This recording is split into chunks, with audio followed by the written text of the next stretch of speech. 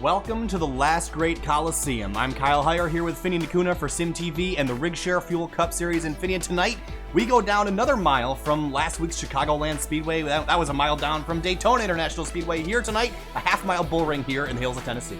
Yeah, this is what everyone typically loves. It's the short track action. Last week for Hardline on Friday, we had a hell of a race towards the end with a bunch of guys bumping and banging.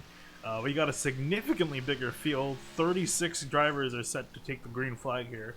And I can imagine there's going to be a lot of bumping and banging between those guys. Yeah, bumping and banging for sure, Finian, but concrete and high banks here today. What makes this different from a track like Martinsville? It's really just that banking. It really makes the pace of the cars a lot faster. These guys carry a lot more speed because with the banking, you can go faster throughout a corner. So, you're going down the straightaway and like within 2-3 seconds, you already have to turn left again.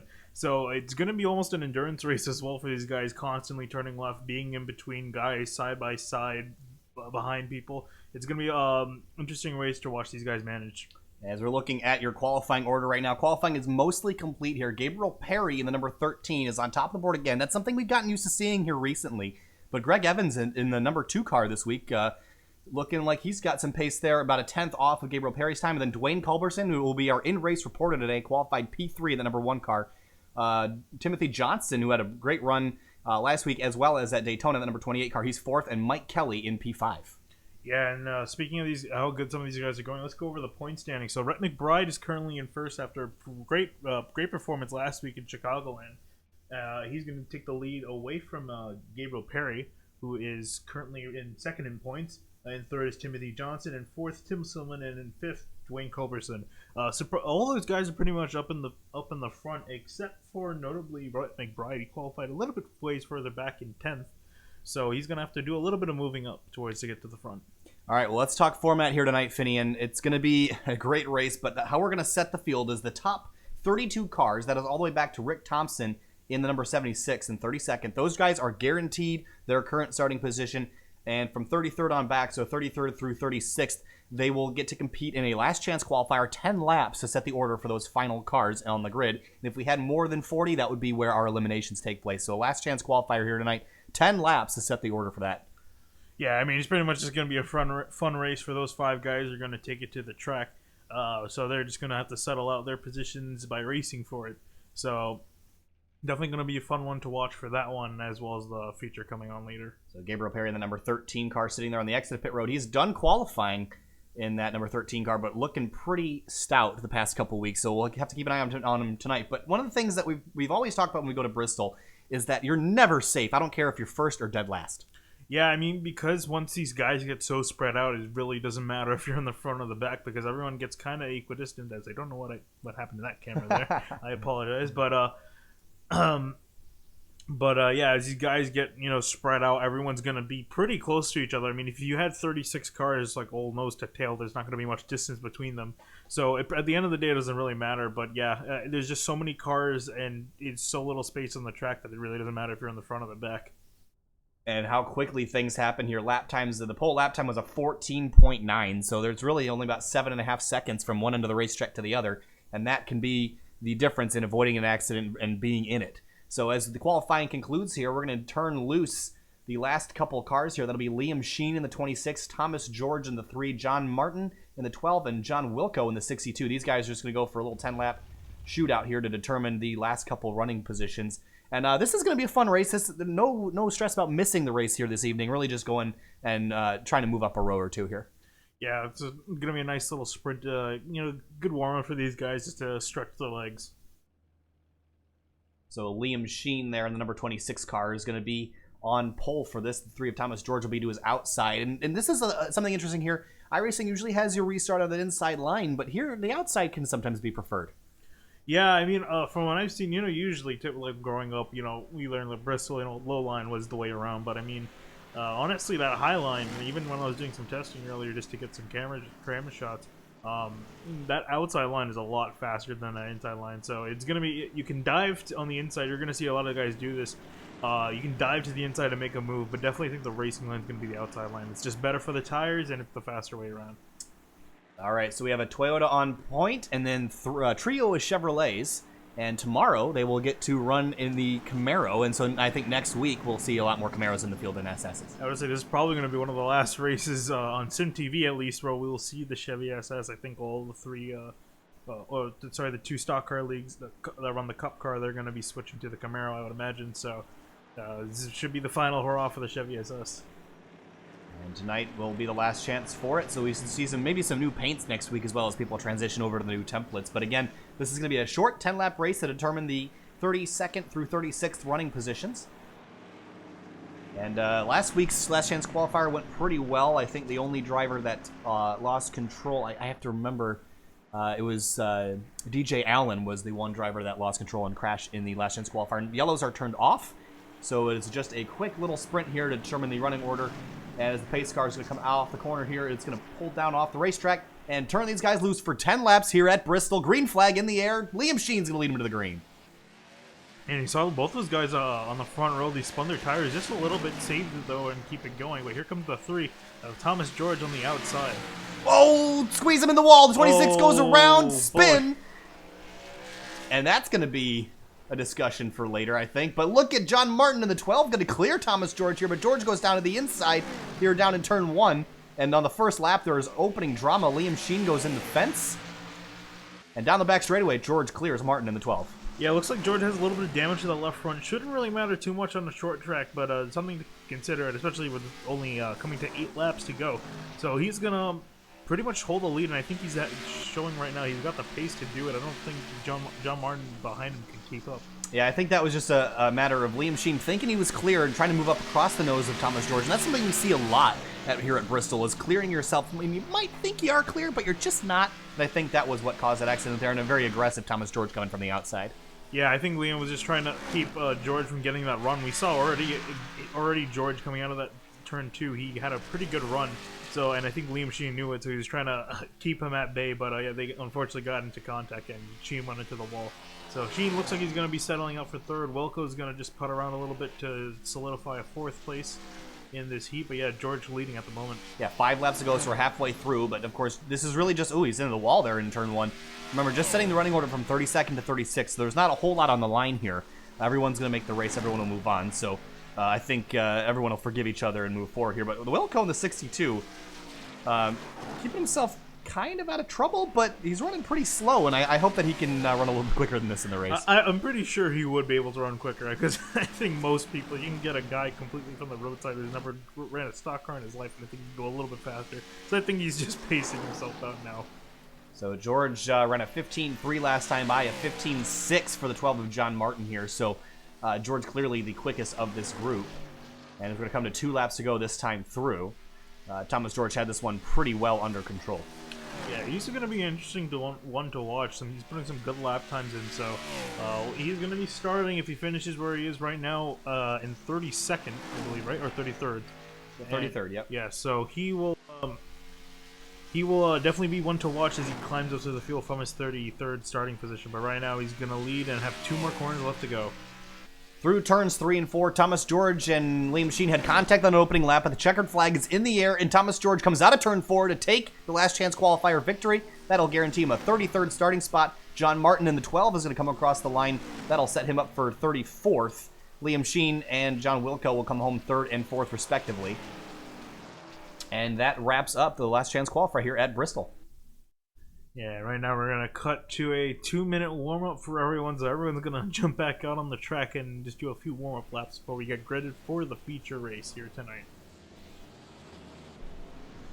In order to keep a careful eye on the warm-up here especially, because we saw Gabriel Perry kind of blitz everyone qualifying by about 1/10 of a second, but I'm interested to see if anyone has anything for him pace-wise here in this short warm-up. And Perry is out on the racetrack. Yeah, I'm interested. Yeah, definitely. I was surprised at how much he hits the wall a little bit there. I was surprised at how much he was able to lead the rest of the field. 1 ton's pretty significant, especially at a short track where it usually comes down to hundreds, even thousands of a second. So definitely he knows something that these guys aren't doing, at least in qualifying. So, but yeah, again, it really comes down to the long run pace at the end of the day. The 5 of Mike Kelly, contact with the 40, that's Zach Buchanan there, I believe. Ooh, and Buchanan saves it, actually. Really good save. A lot of damage to that next quick 5. And that's a beautiful paint scheme, that is a tribute to that. I forgot who ran that paint scheme in the 2000s. I remember seeing the car. I don't know who ran it. But obviously, a very frantic warm-up here. Everyone trying to get all the laps they can. This track's going to rubber up a lot, and this is one of the few racetracks that really the lines can change. And as the race goes on, I think we might see a migration down towards the bottom if that outside gets too many marbles up there. Yeah, that's really a cool thing with the dynamic tracks, is as one line gets rubbered into pretty much oblivion, guys are going to be looking around the track for more grip on the racing circuit. You can see that's a beautiful shot of everyone running on the race track. You'd already see what we were talking about earlier, just everyone so close together. And this is pretty most, not even all the cars, I think, on the track at the moment. No, it's only 22. Well, it's only 22, and the track already looks pretty full. So when you add another 10 or so cars, it's going to crowd up pretty quickly. The warm-up is concluding now, and we're going to turn them loose for the race here in just a couple minutes. And again, 36 cars will be starting in this grid. That's a big field here. That's bigger than the NASCAR iRacing Series field, so it should be a good one here tonight. And as everyone magically disappears, we're going to head now to the 200-lap feature race here tonight, Bristol Motor Speedway for the Rigshare FUEL Cup Series, and it's going to be a good one for sure. We're waiting for everyone to get gridded up and ready to go. We'll show you your running order. We're going to show it just on the left side ticker here because the pace laps are so short. I don't think we can get through the whole grid. So we'll just open up the left side there, and there is your running order. 1st through 36th. Yeah, and again, great job by Perry starting on pole. That'll definitely help him in the championship. He's currently in 2nd, but I think if he can definitely keep ahead of McBride, who's starting further back, he should be able to take a clear points lead. Look at the size of that grid, all those cars ready to go racing. 2 pace laps here, and then we'll turn them loose for 200 laps. And the pit road, an interesting phenomenon here this week. A little bit different than NASCAR's rules here, Finian. So how does that play into, especially if we get towards a green flag pit stop scenario, how will that play out? Oh, well, yeah, again, Bristol is unique in having not one pit road. It's divided into 2, pretty much split, I believe 22nd or 21st, or sorry, 22nd or 23rd on back is on the back straightaway, and everyone else is on the front. So you got to kind of hopefully these guys have figured out where their pit stall is by now. Otherwise, because you definitely don't want to be going down the pit road on the wrong side of the track. But you can see, actually, I don't see any pit stalls there at the moment. I guess it's not loaded, but there should be pit stalls on the back straight, and yeah, so some of those guys are going to have to come down the back part of pit road. And even under caution, it's going to be interesting as well, because these guys have to come down the back but come out the front of pit road. So it's going to kind of change up the running order, just a bit. And there is a massive field of race cars here. Look at all of them filling up the camera angle here. This is going to be a good race for sure. Look at the size of this field. Yeah, they say the computer's on kind of struggling just a bit to render out all these cars high definition with the old paint schemes. But yeah, a beautiful sight to behold, and hopefully these guys keep their cars as clean as they look now. Staying out of trouble is going to be a key to this race. 200 laps here, relatively short race, but that's going to be key, and we're going to keep an eye on Dwayne Culberson in the number 1 car. He is our in-race reporter today, so we'll check in with him when we inevitably get a yellow flag here at some point in the race, probably more towards the halfway point. We'll check in with Dwayne to see how his night is going, but 2 more corners for that pace car to roll through. And then we'll turn him loose, and it's going to be a wet and wild one here in the hills of Tennessee, the Last Great Colosseum. Thunder Valley, Bristol Motor Speedway, 200 laps out of turn 4. Green flag in the air here at Bristol. Yeah, I saw some wheel spin from the leader there of Gabriel Perry, and he's going to get into the lead as we're cutting back. And here goes Timothy Johnson. He's going to secure 3rd place. And battle for the lead now. Greg Evans on the bottom in that number 2 car. He wants it early in the going. Yeah, he's going to look to the inside of Perry, and it looks like Perry might even let him take it there. I don't think Perry expected the outside line to not work so far, and it seems like the inside line is going to be working really well for Greg Evans as he takes the lead. Greg Evans to the point, lap 2. And Culberson has lost a spot or 2 already and under attack from the 5 of Mike Kelly from the outside lane, so multiple lanes already working up here. Yeah, I actually saw Culberson look to the inside of the 28 of Timothy Johnson. They got a little bit of contact, so he had to back off, so he's going to probably lose a spot too. That is the 5 of Mike Kelly. But you see, oh, look at this gaggle of cars here. Zach Buchanan's in the middle of all this. Yeah, and these guys keeping it side by side for now. Great job of maintaining the lanes, and I gotta say, great job by all these guys. We're on lap 4, not a single caution inside, and everyone's running pretty clean. Yeah, this has been a very clean start to this race, but can't call it too soon. We have a Rainbow Warrior back here. That's Tanner Koster in the 97. Remember him running at Daytona, but here he is now in 26. He's got a long night ahead of him to get himself up into the mix. Yeah, definitely. He's going to slowly but surely, methodically work his way up the field. Oh, we got one way off the racetrack now. It looked like the 71 of Gail Brooks. Yeah, he looks like he saved it. I don't see any damage there. Might have just gotten loose. Again, 750 horsepower in these cars. It's a lot of horsepower to put to the ground, and if you get on the corner the wrong way, as we're going to probably see here. Yeah, just a little bit too much power, slips and slides. Wow, good save by the 71 of Brooks. Yeah, that inside wall is really close to the track, a lot closer than you think it is, so great save on his part. Battle for second right now, and looks like Johnson's working the outside of Perry here, and Perry's going backwards quickly. Here comes the 72 of Jack Ritchie from out of nowhere. I didn't even see where he started, but he's on the move forward already. And caution's out, and it's going to be, oh, wow. It's going to be a pretty large wreck. And there's the 3 of Thomas George. Oh, that's unfortunate. Oh, the 12 car of John Martin. And it looks like a couple of our last chance qualifier drivers involved in this one. Let's go back, take a look at it.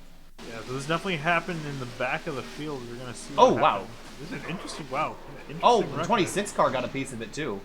Ooh. Looks like everyone else got slowed down. Let's go back, take a look from maybe from high above. We can see where it started. Yeah, we see these guys go into the corner there. I'm not sure what happened. I think something with the 12. He just comes off the corner.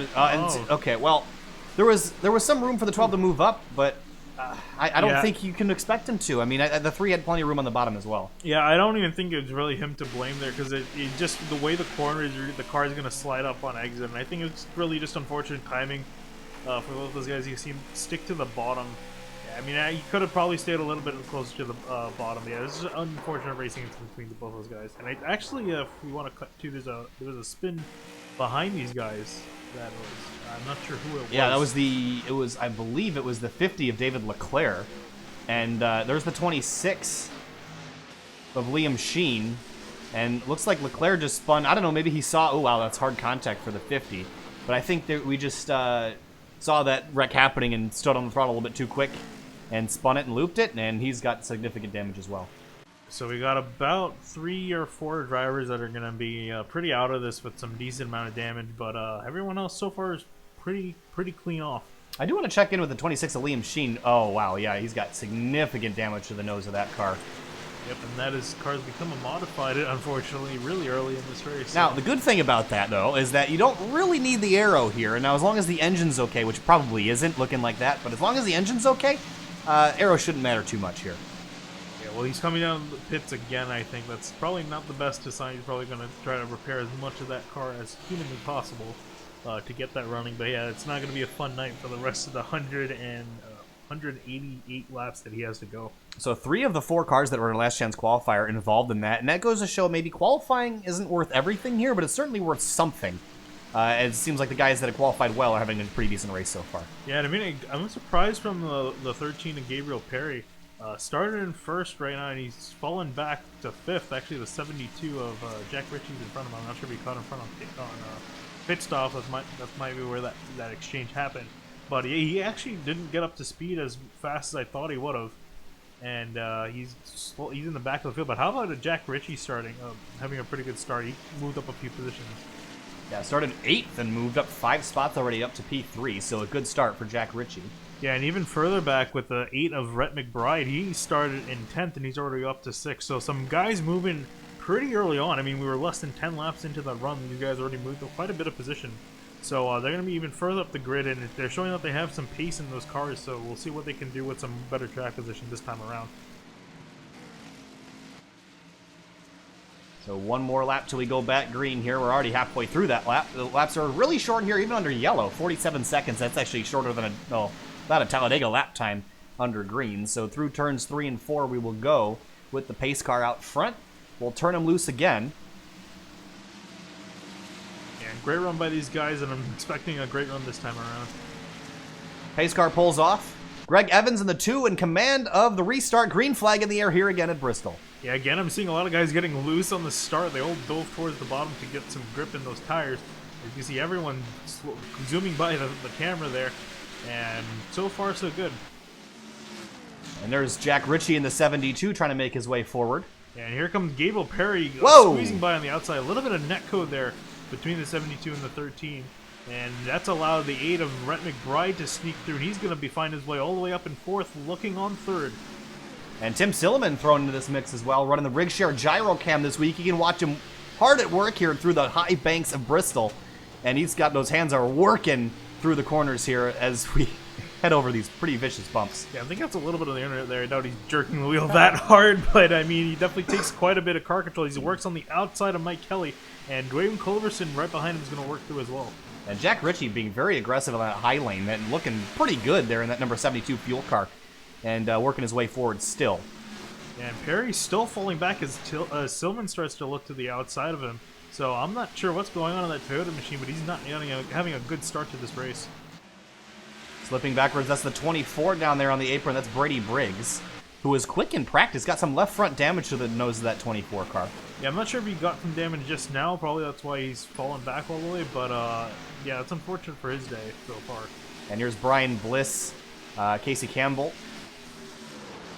Fighting back, this is for 21st spot. That's Rick Thompson in their 76 that they're trying to get to. Yeah, the Daytona winner. They're not having the best of days so far, but the night is still young, so he has some chance to move up. And his lap times seem to be pretty good, so as long as he can just work his way slowly up the field, he should be able to get it. There's Chad Coleman in the number 30 car working his way behind Ethan Kurtz in the 05, who last week gained the most positions of anyone out on the racetrack. Came from like 33rd to 8th or 7th or something like that. Pretty impressive run from 05 last week. Yeah, nice to see him move up some positions. As we have some the guys closing up in the front there. It's Timothy Johnson seems to be catching Greg Evans in that 2 machine. But I'd keep an eye on this bright orange and black 72 car of Ritchie. He is flying forward last time by 2/10 quicker than the guys in front of him. Yeah, we're going to have to keep an eye on him. And I mean, once these guys all get up to each other, you know, catching guys one thing, we say it every week, catching guys one thing, passing is another. And that is especially true at Bristol. You kind of have to get maybe a little bit physical. And physical, we might be about to see some of that. You don't want to create enemies too early in the race, as Johnson is going to have to be around Evans for a lot of it, probably. Whoa, but 72 there. Jack Ritchie has squeezed his way to the outside. I was amazed he made that work. And he's showing no signs of stopping in that fuel car. He is on the move here from 8th to 2nd, up 6 spots. And now he's got his sights set on the rear bumper of Evans. He closed up an entire car length in just that one corner. I think he's the one to watch here tonight. Yeah, he definitely has done a lot more practice laps than some of these guys. He's having a hell of a run. And he caught all the way up to Greg Evans now. He's just going to try to he's looking to that outside. You see, he wants that outside line. He's going to just barely get a fender. He's going to get that run off the corner. Whoa, lap traffic here. Yeah, Evans is just able to squeeze by, but Yeah, you see that lap car is holding both these guys up. You're going to see 3 wide, maybe. Ooh, wow, that is really close. That was the 46 of Fred Thompson going 1 lap down. You saw also the 40 of Zach Buchanan coming off of pit road. Look out, Richie's loose off turn 4 there, down into turn 1 now. He's got Johnson all over his back bumper now. Yeah, I think these guys really weren't expecting to see lap traffic, or neither were we, honestly, to see lap traffic this early into the run. Yeah, these guys are going to have to work around some damaged cars here as you see Evans and Richie still battling this out, and Richie just not able to find that outside lane that he wants. Do you think he might start looking to the inside in a few laps if you can't get around? I think you're going to have to, but I think one of the things to watch is all this lap traffic. You can easily make a pick out of somebody here, and that's the 60 of Jared Dixon going 1 lap down here. I think you're going to have to use the other driver as a pick, but as you can see, especially at Darlington in the Xfinity race last week with Kevin Harvick and... whoa, look out, you see there.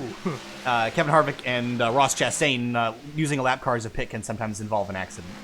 Yeah, and 72 of Richie's able to get around. Timothy Johnson also trying to follow through there, as well as Rick McBride, who's doing a great job in 4th after moving up a lot of places on the restart. But one driver who's not only lost even more spots is Gabriel Perry in that 13. He's fallen back all the way to 8th.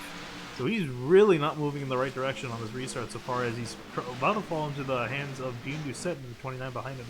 And Travis McQuistion in the 25 here in that, looks like that's a discount tire machine here this week, battling back here for 16th with Michael England in the 15 car and Norman Pelletier in the 56. This is a pretty intense battle. Yeah, these guys are having a, yeah, like you're saying, an intense battle. These guys side by side with each other and doing a great job of giving each other a lot of room. As you see, ooh, 15 and even that's the 76 ahead of him. Yeah. Thompson. Yeah, everyone getting a little bit loose. So I think that's what Buchanan's in the wall. Oh, wow. I'm not sure if he's in the wall. His internet is going berserk. Internet's going a little bit berserk there. Yeah, so, but yeah, some of you guys are thinking as the tires. Ooh, what a spin here. And, oh, that's a 29, I think, of Doucette. Doucette. We can get a camera on him. Yeah, some heavy front end damage, so something definitely happened to him. So we got the camera on the 29 of Doucette now. Let's see what happened to him. Oh, already running, was having a pretty good night there. It's Gabriel Perry in the 13 just ahead of him. Oh, this must have started in front. That's the 60 of Jared Dixon and the 5 of Mike Kelly. Contact, and then, wow, the 29 of Doucette and the 05 of Kurtz involved. And they were just innocent bystanders in that one. Yeah, I think the lap cars, again, that's something that you got to watch out for. And it's something we really talked about, but we probably should have, is that when you're catching lap cars, especially when they're a lot more off the pace, you got to really watch out. I think, yeah, the 60 just got a bad exit off the corner and came down a little bit, a lot more than Mike Kelly and... Oh, the 24 got a piece of that, too. Yeah, the 29 of Doucette thought that he was, and they ending up being innocent victims in that incident. Well, we have a little bit of interesting strategy going right now. Tim Silliman has stayed out on the racetrack and has picked up the lead in that number 6 car. And a couple drivers making pit stops right now, so the running order is a little out of order. But Brian Bliss taking a pit stop, Rick Thompson, Will Roberts, Tanner Koster all have made stops so far. And the rest of the leaders are on pit road. Yeah, that's a bold strategy. Not one I would have pulled off, but that's, I mean, you got to try something. And I guess that's a little bit of an experimentation going on. You know, it's only 35 laps in this race, 200 in total. So, you know, might as well try something. But that's going to be interesting to see him start with 35 lap dual tires. Again, we have had 2 cautions, so they haven't been completely going full peg the entire time. But they do have quite a bit of wear, and I think definitely fresher tires will prevail at the end. But it'll be interesting to see. It's probably just Silman trying to gauge how much the tire wear off is. And McQuistion behind him is also going to join him. So both these guys are going to start on the front row with old tires, and everyone else behind is going to be on new ones. And a little bit of right rear damage to the rear of that 6 car. Shouldn't hurt him at all, but he's definitely had someone barking up the rear bumper so far today. Yeah, I think by the end of this race, kind of similar to what we saw in Chicagoland, wrong seat, and we're probably going to see some guys with a few dents towards the end of the night. Brian Bliss gives up 3rd spot to come down pit lane, and that's going to move Greg Evans back into P3. So Evans was our leader before the caution, and Jack Ritchie will come out in 5th, but will move up here. Actually, that should be where he sits. Oh, up to 4th now. And Timothy Johnston now sitting in 5th spot in that number 28 USAA car. Yeah, everyone's trying to get around the lap cars and get this order sorted out. But yeah, definitely some of the guys we saw strong on. I'm especially interested in looking what that 72 can do with some fresh tires. He's starting in 4th now. I believe he started on 6th in the last restart, or something along those lines. So he's going to on the 2nd row. He's got 2 guys with older tires ahead of him. So on paper, it should be an easy easy pass for him, but in reality, it's probably going to be a little bit harder. Riding on board now with Tim Silliman, and I think Silliman can do something with the track position here. Always has pace, so it'll be interesting to see if he can keep rolling in this 6 car up front like this, and we'll have to keep an eye on his progress as the green flag comes back out here in just 1 lap. Yeah, Silliman's shown he knows how to drive this car. Unfortunately, last week he got in an incident early on and wasn't really able to show what he can do. But I definitely think he can really wheel that car, and he's got old tires to work with, so we'll see what he can do. And choosing the outside lane for the restart, I like that decision. You can probably get a better launch out there and maintain better momentum through turns 1 and 2, so we'll see how that works out. But he's going to have an aggressive Travis McQuistion on the inside and Jack Ritchie on the outside. Green flag in the air. McQuistion gets a little bit loose, and up comes the 2 of Greg Evans through the middle, 3 wide down into turn 1 and 2. Yeah, Evans gets around McQuistion, and unfortunately he spun the tires on the start. He's going to lose a couple positions, but he pretty much lost the only advantage he had. And here comes the 72 of Jack Ritchie up behind with a full head Oh, of steam. contact! Around goes Ritchie into the wall on the front straightaway. Ooh, it seemed to be good for the moment. No caution. He's on the apron. And it looks like he's going to get spun around and fired away, and we're not going to avoid the caution, but that's really unfortunate for him starting in front. And I mean, you can't really blame him or Evans. It just happened to both be in the same place at the same time. McQuistion's got a bunch of action going on back here. And McQuistion, that's the 67 of Brad Collins in the wall off of that contact there. But you got to feel for the 72 of Ritchie. Flying through the field, probably had the quickest car, but just ran out of room and got turned. Yeah, I mean, I think those old tires are really... are gonna be not working out so far, but yeah, it's unfortunate for the 72 and getting involved in that incident. And Greg Evans in the number 2 car has taken over the lead, but here comes Rhett McBride getting around Tim Silliman in the 6, and McBride in that 8 car, of course, won his heat race at Daytona a couple weeks ago and has been quick ever since. Yeah, I mean, he's showing no signs of slowing down. I was worried with him qualifying in 10th if he was just not too entirely good at short track, but he's proving me completely. Oh, we got one around on the front straight, and see if that's Michael England in the 15. Yeah, hopefully he can get it turned around when there's no one passing by, although... Wilco in the 62 going by. And this is going to be turning right across. Look out, Ritchie, and the caution is out. That's a good thing, actually, I would say. Caution is out now for the 15, turning back across the field, and that's going to kind of split up this run again. But clearly the tire strategy not really working out here. As you see Tim Silliman slip back to 5th already. Gabriel Perry back up to 4th. But probably a big break for the 72 of Ritchie. He can go to pit road, fix some damage, and get some fresh tires on. Yeah, he's really fortunate. I say fortunate. He's got probably decent damage to the engine. But, I mean, it could have been a lot worse. It seemed to be a little bit of a ding.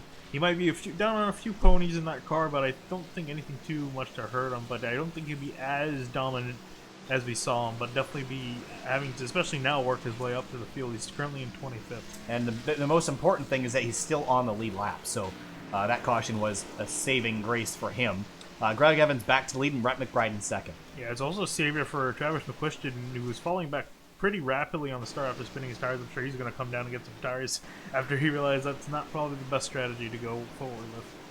Yeah, see the 97 of Tanner Koster is on pit lane. Trying to get him. There we go. There we get him on camera. But yeah, so he's gonna come down and get some tires. I mean, might as well, if you're in the back of the field, might as well try something. Still got a long ways to go, and fresh tires definitely showing that they can help quite a bit. And the 25 on pit lane, probably a good move here. Yeah, and I expect to see also Silman down there as well, unless he stayed out. No, he did. Silman is down on pit lane. Yep.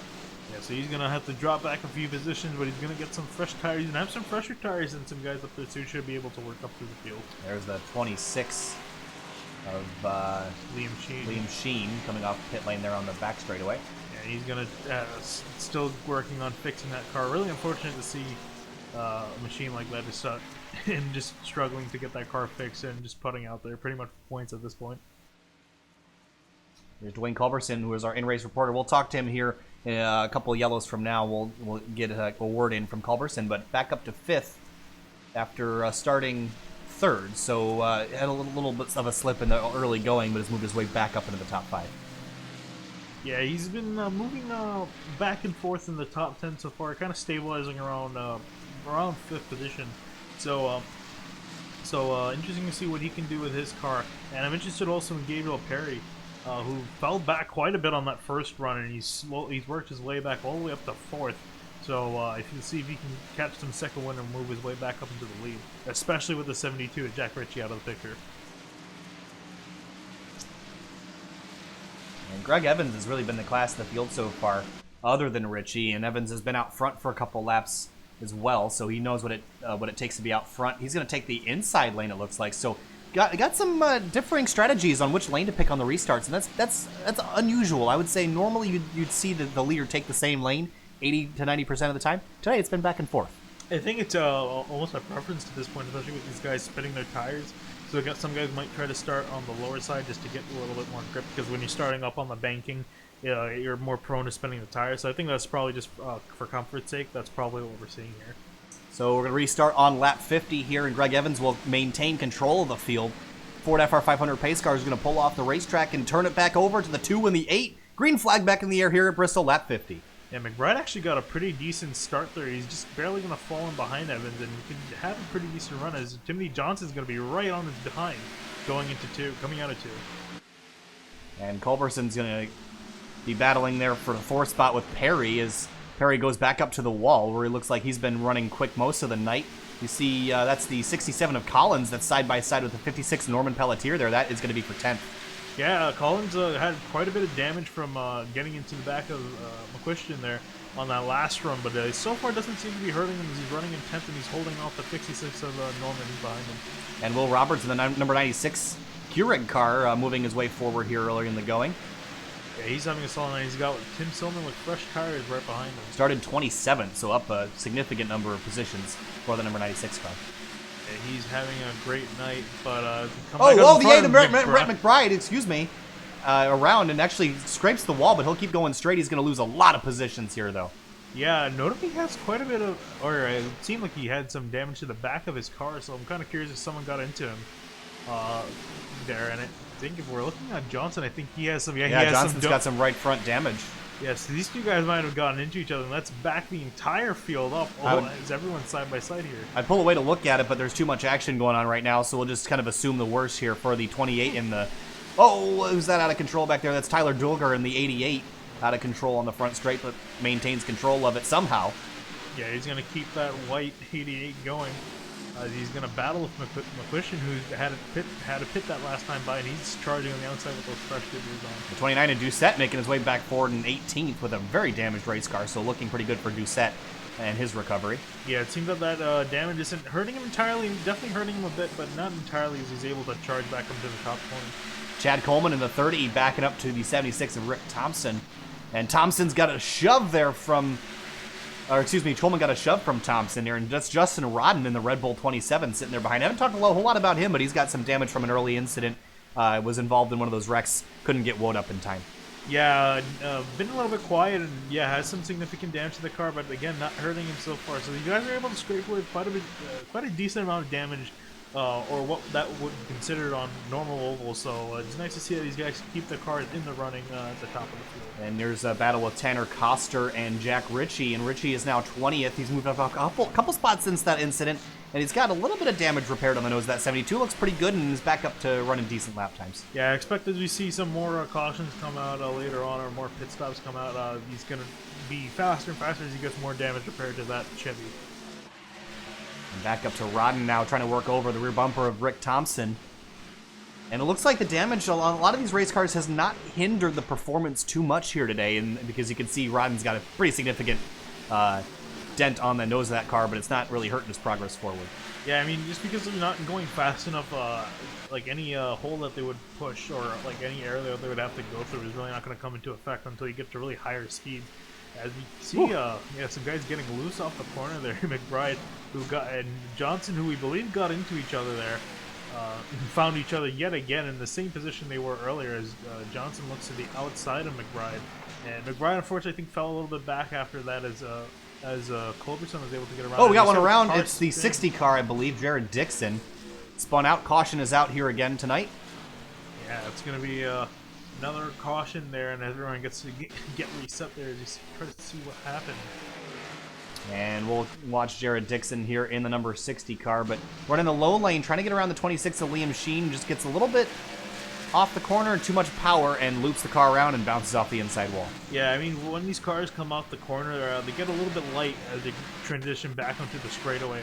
So you kind of lose a lot of the grip that you have on the tires, and it's easy, again, with the amount of horsepower that these things have to spin the car around under acceleration. There's the onboard of Dixon. Yeah, and the car looked fine there for a second, but yeah, just to spin down to the apron. And I mean, there's no real safe way to get back on the track into a green flag round with people coming by. So he had to turn around, and the caution came out. See quite a few takers on pit road there. If we can cut to that, yeah. Yeah, all the leaders on pit lane. You see that's Gabriel Perry, who worked his way back up into second. So I'm curious to see how Perry, after this pit stop, can compete with a 2. And because they were running pretty close as the 13 actually beats the 2 off pit lane. And quite a few changes of position there on pit road that time through. Yeah, we saw a lot of guys. We saw a lot of changes for position there as Perry was able to get in front of Evans. And I think that was due to the pit stall, just because Evans had that. Sorry, not Evans. That Perry had that first pit stall, so he just had to move just a few inches to really clear the pit road and get that position. But some guys actually stayed out there. So far, it's just the 45 of Andrew Cardinale. I don't think that I think he'll actually end up going to pit lane. If he doesn't, I guess we'll see what happens. We've seen staying out on the racetrack not work out so far. And you can see that's 50 David Leclerc heading back to pit lane as well to fix some more crash damage on that number 50 machine.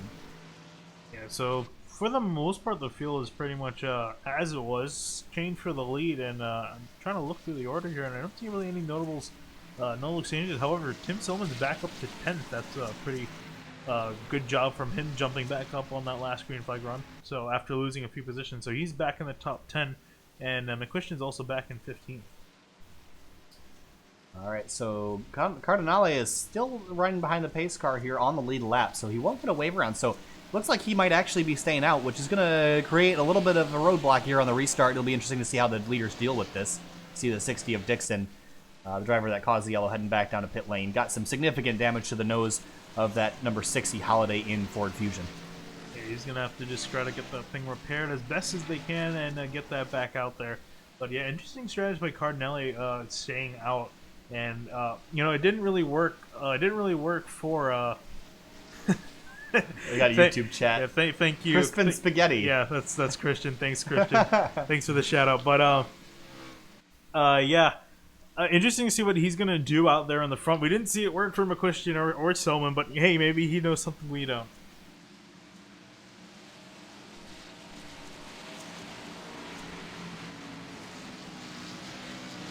So we will restart here, and Cardinale taking that outside lane of the Beer Nuts Fusion.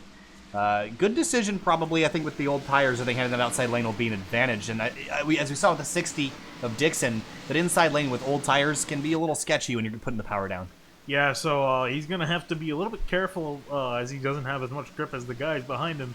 So he's going to have to go as fast as possible and as safely as possible on this restart.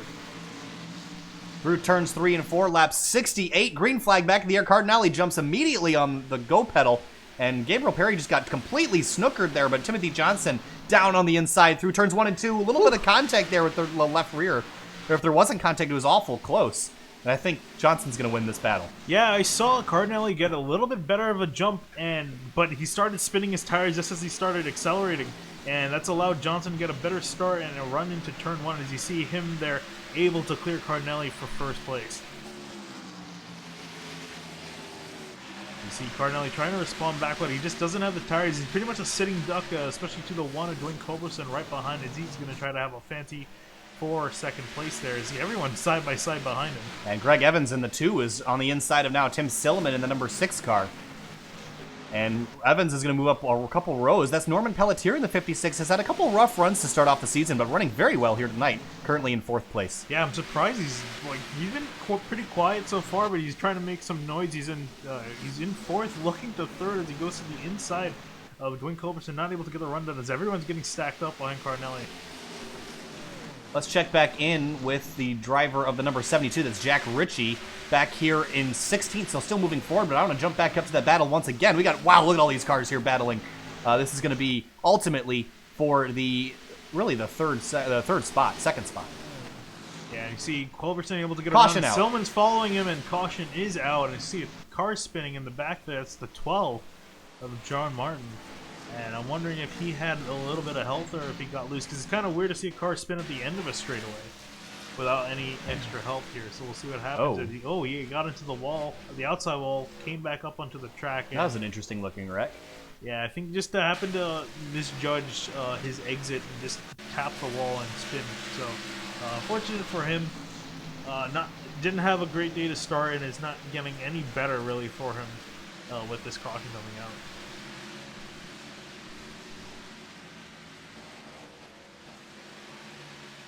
And there's another view of the incident. So John Martin, last car running, and I think he'll probably pull it in here for the conclusion of this race. Yeah, so it's going to be a tough break for him after having a pretty poor day.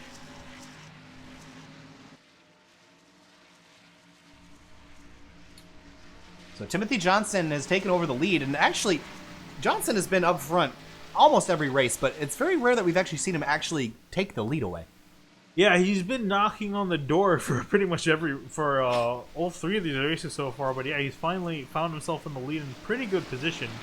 So we'll see what he can do with it. But he's got the one of Dwayne Culberson sneaking up behind him. As you see Cardinelli dip down to pit road, he's going to definitely fancy some tires, as I don't think he really could stay out there more on these old tires of his. Working our way towards halfway, and we've seen this race kind of play the yellow game here, Finian, but I think the tires have still shown themselves to be pretty useful even on these short runs. Yeah, I mean, it's just wherever we've gone pretty much for the most part, it seems that the tires really do matter. Even if it's just a few laps, they do seem to make a significant difference. And I mean, unless you're going to lose a bunch of positions, I would say, tires is really the call here to make. We've seen three guys try to stay out on old tires. It just hasn't worked out. And if the runs weren't as short as they were, they would have lost quite a few positions. So yeah, I think tires are really going to be the key here, and we're going to see probably if we have a late caution, which is most likely, we're going to see some guys try to take some tires down on pit road. And we're looking at the number 23 of Aaron Henderson, who struggled last week at Chicagoland, but here tonight, running 12th after starting 26th. So far so good for the driver on the number 23. Yeah, and even Rick Thompson ahead of him, who was actually in the top 10 during the last run, or the 2 runs ago. So our Daytona winner doing pretty good. I wasn't sure of how well he was going to do tonight. He was in the middle of the top 20, but found himself in the just outside of the top 10.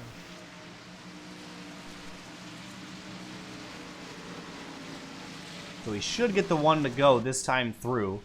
And we have Johnson, Culberson, Silliman, Greg Evans, and Rhett McBride as your top 5. And these are all names that we've gotten used to seeing up front. But Silliman especially having a very good night tonight. Last week at Chicagoland had a couple run-ins and ended up still finishing pretty decently, even considering the condition of the race car. But tonight, a little bit better luck for him. Yeah, hopefully his luck continues throughout the night. We still have over half the race to go, and so far he's doing a great job out there.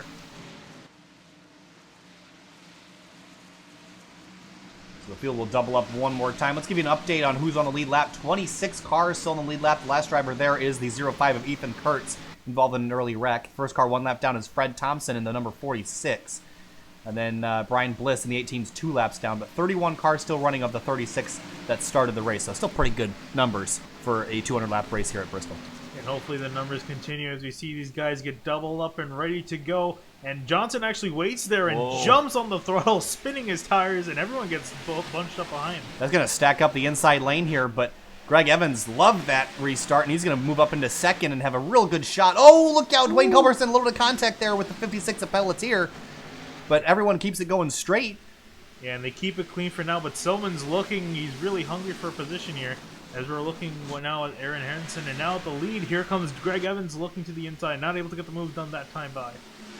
And Culberson, remember, Culberson's actually on probation for some incidents at Chicagoland, I believe. So interesting to note that Culberson's got to be a little bit more careful about his moves here tonight. And I don't remember exactly what the penalties were for, but there's a couple drivers on probation, and the Culberson is one of them. And off of turn 4 this time through. Look at him a little bit sideways there. Let's take a look back at Tanner Koster in the 97 in the Rainbow Warrior, battling with the 88 of Tyler Dolger. And he's been kind of stuck in this position most of the night and has struggled to move his way forward. Yeah, I mean, he's been moving pretty slowly but surely. He started in 25th, only up to 18th so far, but yeah. He has a little bit more time to play with, but now he really has to start trying to make some moves to get into the top 15. Oh, If look he at the can, top 99 out of 10. control. Woo. That's Philip Clark. And he's going to keep it down on the bottom and keep it safe. Ooh, the 97 gets the almost hits the 88, and they go 3 wide into the corner, and they all keep running straight.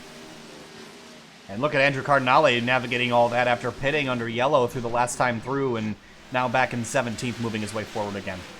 Yeah, so far keeping it good, nice and clean, and slowly working his way back up with those fresher tires.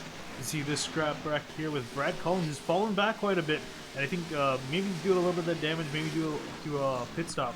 But as we cut back up to the front here, we see Tim Silman working on the back, and Norman Pelletier is working his way up to third. Pelletier's having a phenomenal run tonight. Yeah, doing a great job. He's currently 14 in the points, and if he can finish here, it's Silman gets to the wall. If he can finish here, it'll be a great point save for him. Certainly, and you see Aaron Henderson now worked his way up into 7th in that bright yellow number 23 car. And how about Travis McQuistion? Oh, and we got a caution that comes out on it's the track. Dean Doucette again, and his night goes from bad to worse here on lap 88. Yeah, I can't tell if he's got more damage to his car if it was just a spin here. And we see him come off the corner. We'll see if he had any help. This started in front of him. Yeah, it did. There was one wreck in front, and then he got into the 60 and got sent to the inside really hard. And wow, look at that was the, excuse me, I have to remember the number of that, the 62 of Wilco. Let's get an onboard from Wilco there. Did an absolutely incredible job missing that wreck. I think he had a bit of a heart attack there. I know I would have, because coming out of the corner, he sees 1 spin, 2 spins up ahead. He's trying to find which way to go, and last second he goes high. So great job by him. And again, it's really hard to think as you're just coming out of the corner and need to find a way to go. Another driver involved in this that we haven't mentioned much of anything tonight is the 39 of Calvin Filarski. So Filarski, who's on the bottom here, gets doored by the 15 and down into the inside wall and gets collected. But it looked like the 15 car was what started that. That's Michael England there. Let's get another look and maybe we can see exactly whose fault that was. But I'll go to maybe Chopper Cam here, take a look at it. Yeah, we're looking up above here. I'm not sure the 15 got loose. Yeah, 15 just turned left and doored Filarski, and that's what started that whole thing. Yeah, I don't think he expected Filarski to make the move there, and that's why he turned down a lot more than he did, and they ended up getting into contact. So that's going to be unfortunate for the guys involved, especially Dean Doucette, who is having a pretty poor night to begin with, and it's just even worse by that spin. And feel bad for Filarski. He was trying to turn things around here this week. And so far not going the way that he wants. But we're working lap 91 now, almost to halfway. And Tim Silliman is now in the lead. We've had a couple more pit stops under that sequence. And that'll put Andrew Cardinale back in 5th. So interesting strategy here to get Cardinale up front. And honestly, his tires are not that old, so this might actually work out for the 45. Yeah, I mean, he seemed to have some decent pace with the older tires. So now that he has pretty much equal rubber with some of the guys around him, we'll be interested to see what he can do, and especially how about Jack Ritchie doing a strategy call to stay back out. We definitely know he has the pace, but will those older tires get the best of him? Yeah, so Jack Ritchie rebounding after being spun earlier, and I think he'll have some pretty decent pace. We've seen him move his way back through the field, but a strategy call will jump him back up into the podium position. And your leader from before the restart, that was the 28 of Timothy Johnson, who's going to restart this race in 6th. Yeah, so he's going to fall back into, a decent ways behind, starting on the 3rd row to where he was. But yeah, some interesting names making some strategy calls. Selman, Culberson, Ritchie. How about Philip Clark on that 99? We haven't said anything about him so far. So he's going to be starting in 4th. So we'll see what he can do in that car as well as the 5 Andrew Cardinale. Gabriel Perry in the number 13 is all the way back in 11th spot now. 12th. And so that's going to be an interesting starting position for Perry to see if he can do anything with that. And notably has some decent rear end damage to his car. So I'm not sure entirely where he got that from. But yeah, pretty significant damage to the rear. But again, probably shouldn't affect the car too much here at Bristol. Yeah, but I'm honestly kind of just surprised about him in general. I expect him to be running a little bit towards the front. He's been kind of up and down throughout the field, so hopefully his night turns just a little bit more in his favor as we start with a little bit over half the race to go. Let's see if this restart's a little bit more organized than the last one was. So Silman and Culberson will restart now. Silliman's taking the outside lane for the restart, and that's something we've started to see more and more. Green flag back in the air here at Bristol, lap 94, and Silliman jumps out quickly to clear the one of Dwayne Culberson. Cleared him by quite a bit. He's got a decent lead to work with. And honestly, this might work out for Silliman and maybe even Culberson behind him. Ooh. Norman Pelletier bounces off the wall there. Yeah, I think this is everyone trying to get around because they know that their tires are better, just trying to get around all the guys on older tires. You see Cardinale getting split 3 wide. Oh, that ain't going to work. Almost got into Pelletier. Still holds on, but he's still side by side with these guys. This is not going to work out. 3 wide on the front straightaway. The 99 gets turned, but somehow they keep it going. And their caution comes out for another reason, and it looks like it's the 13 of Gabriel Perry. He's around hard into the wall. Yeah, that might be quite a bit. I think the entire rear panel's gone off the car. Yeah, it is. So that's going to be some significant damage to this car as he stopped on the track. So we got to see what happened there. So running back here with the 27. Looks like he fell some position back on that start. Looked like a bit of netcode there. Oh, and Gail Brooks gets into him, and that's the 76 of Thompson involved too. Some and big names. Doucette just gets by, and the 26 of Liam Sheen has nowhere to go. Yeah, some big names involved in that wreck there with Perry, Thompson, and Brooks involved. So just an unfortunate accident for everyone involved. But yeah, I think definitely some netcode there that was involved in that. That's never the best thing to happen. You see, and Brooks gets tagged hard into the wall. Ooh, and the 88 of Dolger, yeah, he's involved as well. So several drivers taken out in that wreck. Let's see if we can quickly check in with the driver of the number 1. That'd be Dwayne Culberson.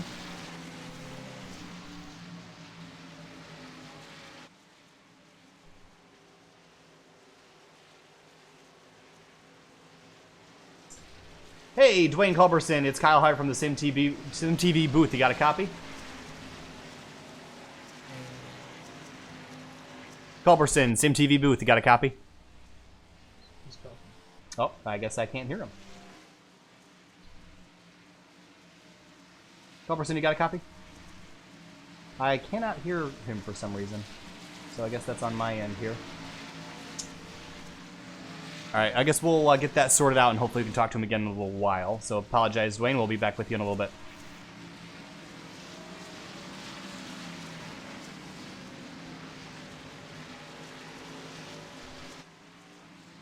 I'm going to jump to break real quick. We'll be right back here in just a moment. Stay with us.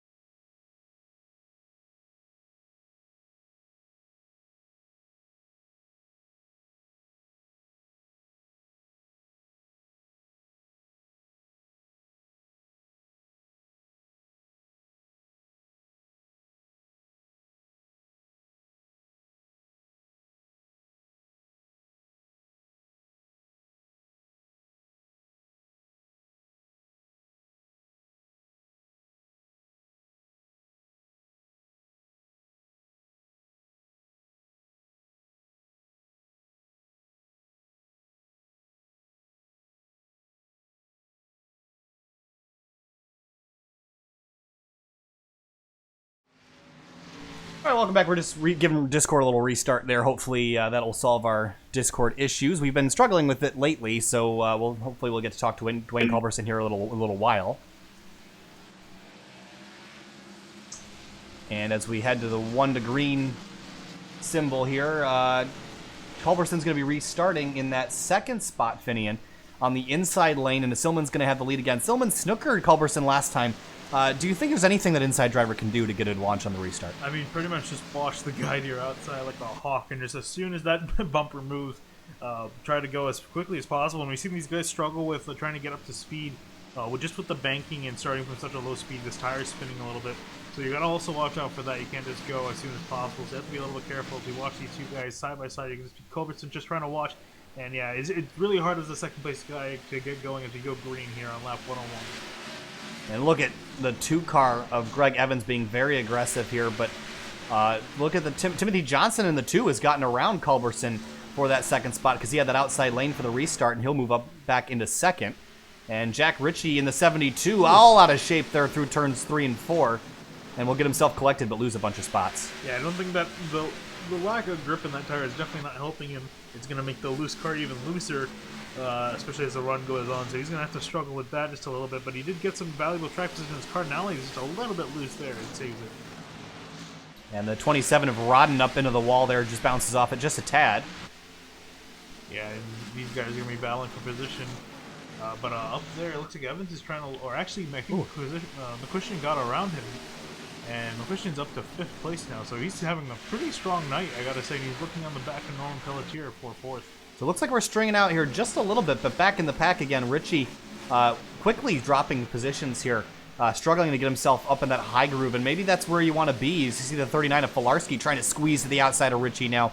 Doesn't look like the inside lane can give you a whole lot of grip now that we've got that outside rubbered in. Yeah, it seems everyone's pretty much opting for that outside line there. It's almost looking like a reverse Martinsville, with everyone jumping to pretty much one line, and with the line on the bottom not being the best line at the moment. See Evans looking to the inside, trying to make the pass. That's pretty much all you can do, is really just charge that inside line. But that outside just gets such a good one to see McCuistion just get a complete run and completely gets by around Evans in that 2 car.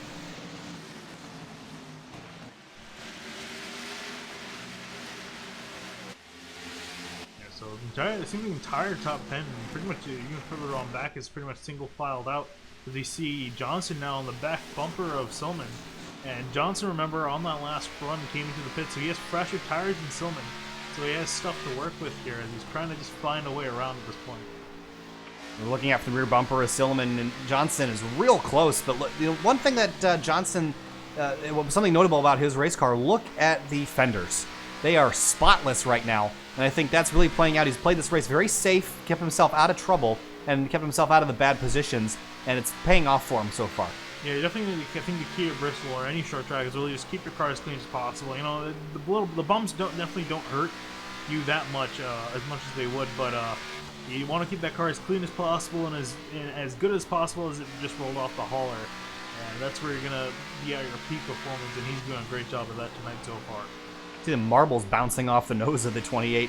You get a little bit too much out of the groove, and you're going to be in trouble here, as we got a battle now for, looks like that's going to be 5th spot with McCuistion and Evans. And look at Norman Pelletier getting a shove from the 25. Yeah, McCuistion wants to go, and I'm surprised to see this pace out of him. Didn't think he would have much to give earlier on, but he's up there battling now with the big boys, and they're all fighting with each other now. And McCuistion's actually kind of boxed in by the 56 and the 2. Nowhere to go at the moment.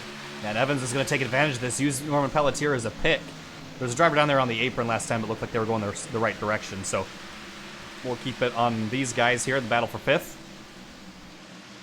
And so far, yeah, it's just Evans is struggling to make a move happen now. Ooh, and McCuistion gets a little bit loose. Evans has to break, and McBride's now caught up back to the back of Evans, and these guys are going to have a battle for 6. Battle for the lead. Here comes the 28 of Johnson to the inside of Silliman, down into turns 3 and 4. And also, old Johnson has to just get a better run off than Silman. That's really the only way he's going to get the lead, as he has to dive down now. That's where the inside line prevails, and he's going to have a great run coming up the corner, but Silman gets such a good run, but not enough, as Johnson takes the lead. Rigshare on board gyro cam here again through turns 3 and 4, and Silman's going to slip back to 2nd, but the pace is there today. And I keep an eye on that 6 car as we get closer to the finish. Yeah, definitely don't think he's going to have anything to say for Johnson for now, but I mean, these guys are definitely going to have to make, I think, one more pit stop. I'll be surprised if they don't. But they'll have to make probably one more pit stop, and that's where Silman and Johnson can be in equal tires. Pelletier is getting eaten alive right now by Greg Evans and Travis McCuistion. And you see him bounce off the wall there again. That car is beat up. I can't imagine it's still driving very straight, but he's still holding on to the 4th spot. Yeah, that was from getting damaged with Philip Clark in that 99. He got a huge lick in the back of him. That car is pretty damaged, but running pretty well so far, but he's got that 2 in the 25 barking down him. And how about McBride diving to the inside of McCuistion there as he tries to get position, but oh, contact with the 25. Yeah, a little bit of door contact there, but leave a donut and a mark, but they'll keep it going the right direction. Yeah, he's going to just barely have a fender in front as he's going to be side by side through the corner there. McBride's just able to clear him, and McCuistion looks like he's going to have a nice run down the backstretch. As you see Johnson already clearing some lap traffic. There's a gaggle here. This is some Culberson and some lap traffic. That's the 46, I believe.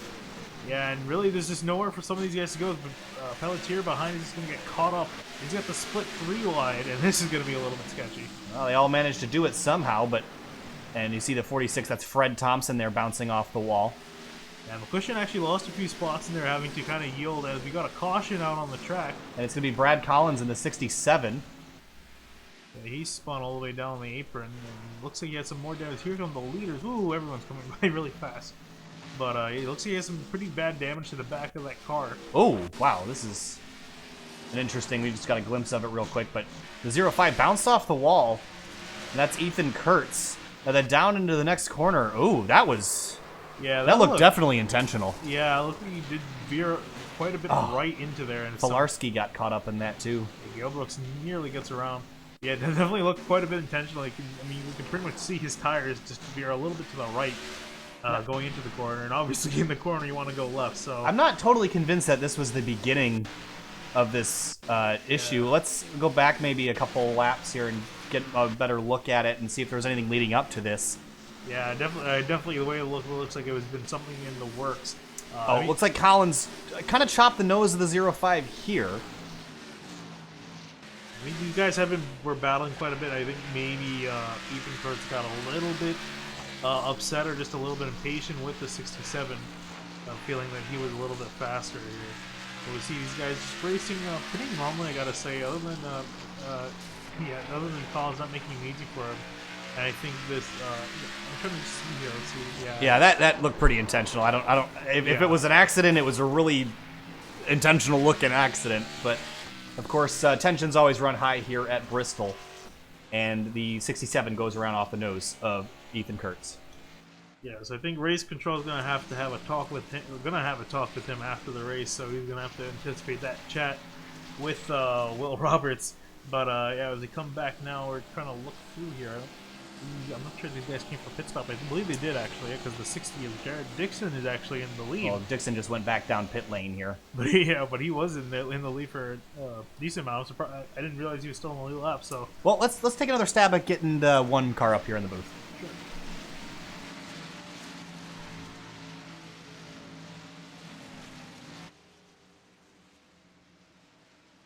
Hey, Dwayne, you got a copy now? Yeah, I got There we go. Okay. All right, Dwayne. Well, so far so good. You're running in second right now, and it's been a pretty good race for you. You started back there in 4th spot, and you're looking like a pretty good race. So tell us about your day. Excuse me, you started, I was reading the wrong car. You started 3rd, so you're running 2nd. Kind of been around the front most of the day, but how's that going for you in the one car? Yeah, it's pretty good. If that bottom, if you get down there and you don't run it right, you go straight to the back. So, but if you get the top, you're going to do pretty good for the most part. We've been watching on the restarts that inside lane struggling to get going. Is there anything you can do on that inside lane to get a better restart than the guy on the outside? I don't know. I might be just doing it wrong, but I'll ease into the gas and it still will spin, and I can't go 100%. You might can, but I can't. Wish I could figure that out. All right, well, you got to get going back racing here shortly, so we'll let you get back to it. But thanks for talking to us, and good luck. Thank you.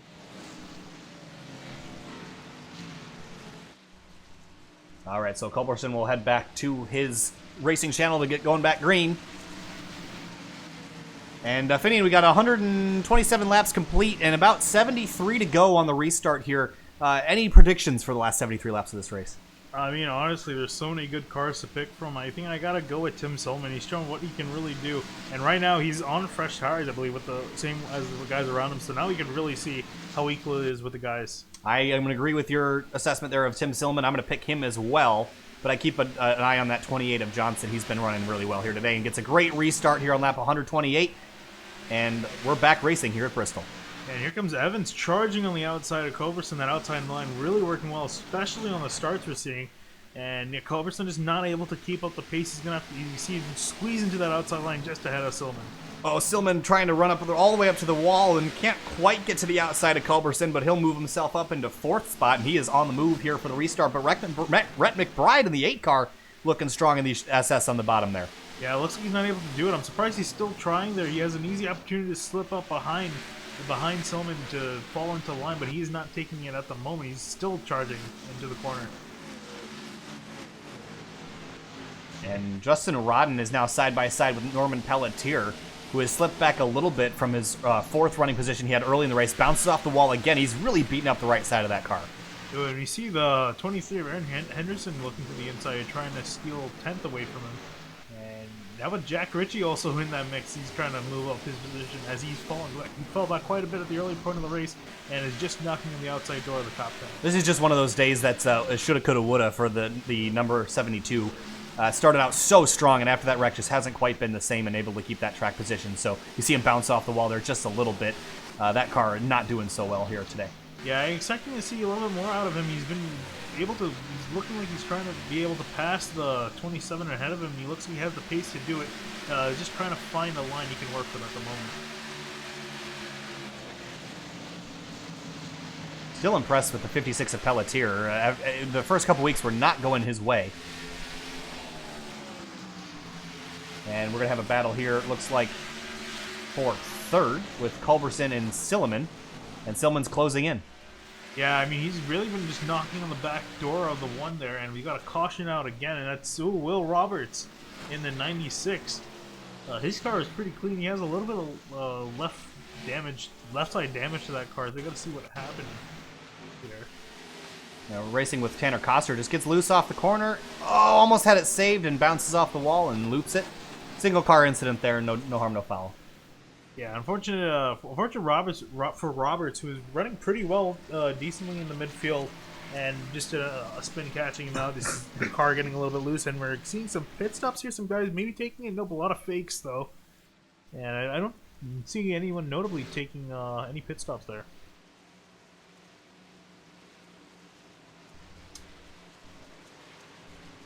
All right, let's do a little field update here. 19 cars on the lead lap. The last one on the lead lap, well, you see a little bit of confusion going on in the back of the field. Casey Campbell in the 73 car. Driver we talked about a lot last week, but not so much this week. Running 18th now. Actually, Ethan Kurtz, it looks like he is on the lead lap, but down on pit lane for now. Calvin Flarski, the first car, one lap down, and it looks like he'll get the free pass here. Yeah, Casey Campbell having a pretty quiet day so far in the midfield. He's currently holding 9th in points, so if he can find his way, getting up a few more positions on the track, he should be having a pretty decent points day. He's for the most part, he's been out of trouble, so if he can keep that up, it should be a nice day for him. And Brad Collins is now the first car, one lap down, trying to get himself back on the lead lap and get back up to the 0.5 Ethan Kurtz, who he went off the front bumper of a couple cautions ago. Yeah, definitely that car did not need any more damage to it. Already had some significant nose damage from earlier on in the race, so he's fallen back quite a bit and hasn't really been able to recover ever since being a lap down. Out up front, though, I'd say our top 5 kind of looks like it did at the beginning of the race. We've seen some comers and goers. The 45 Andrew Cardinale, Jack Ritchie. We've seen a lot of people kind of come and go, but the top 5 has pretty much been some order of these 5 drivers so far. Yeah, I mean, we've seen pretty much the same 5 from last week, other than Tim Solman, who had that unfortunate wreck earlier in Chicagoland. But yeah, these guys seem to be just the class of the field in general. They've been pretty much competitive. They've all been pretty competitive at Daytona as well. So I think we're starting to see a pattern.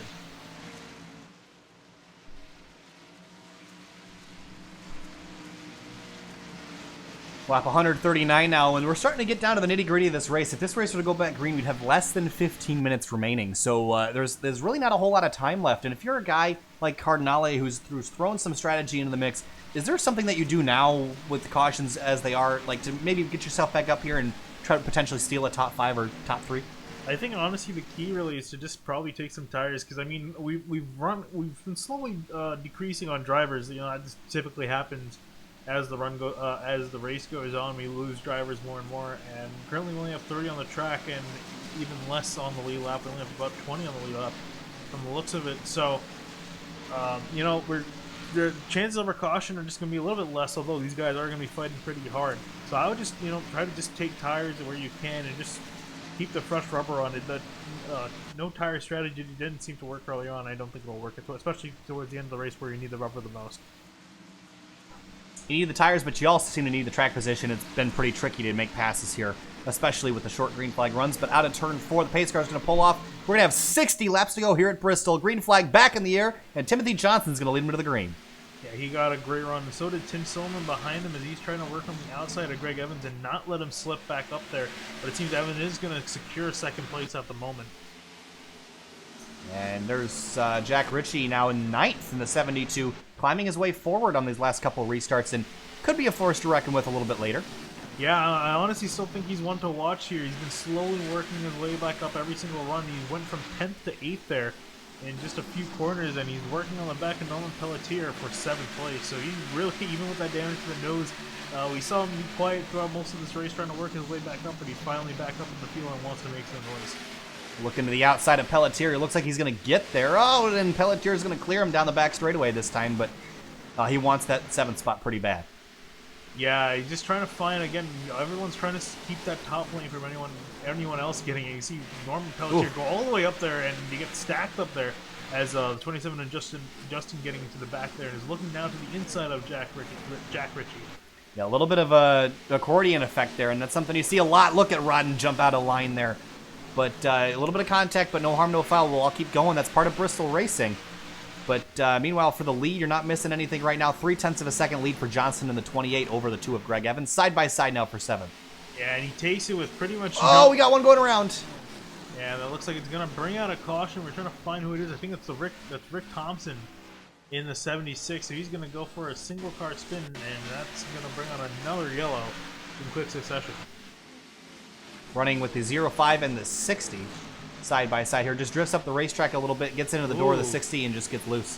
Yeah, so he had a little bit of help there, and I'm not sure the 76 can make too happy with the 60 kind of running really close to him like that. So off the corner, probably going to give him a little bit more space there. Yeah, I don't know if you can completely blame the 60 though. I mean, there was a lane there, and it looks like the 76 did drift up the racetrack mid-corner there. So there's about a half a lane underneath. I mean, maybe the 60 could have given more room, but I think just racing incident there. So Daytona winner Rick Thompson having a poor night here tonight at Bristol. One for forget for sure. But when we restart, we'll be less than 50 laps to go. And every time we have a caution, the time starts clicking away. And we have a change for the lead as the 28 car is going to come down pit lane. That's an interesting call there. So I'm wondering if right now he's thinking of maybe not coming, considering no one else has come into the pits. I wonder if he's going to probably plan on staying out the rest of the race if we don't have really any more cautions left to go. That's an interesting call there. Tanner Coster, look at the 23, did not get in his pit stall very well there. Yeah, he's going to abort the pit stop. He's going to go all the way around again.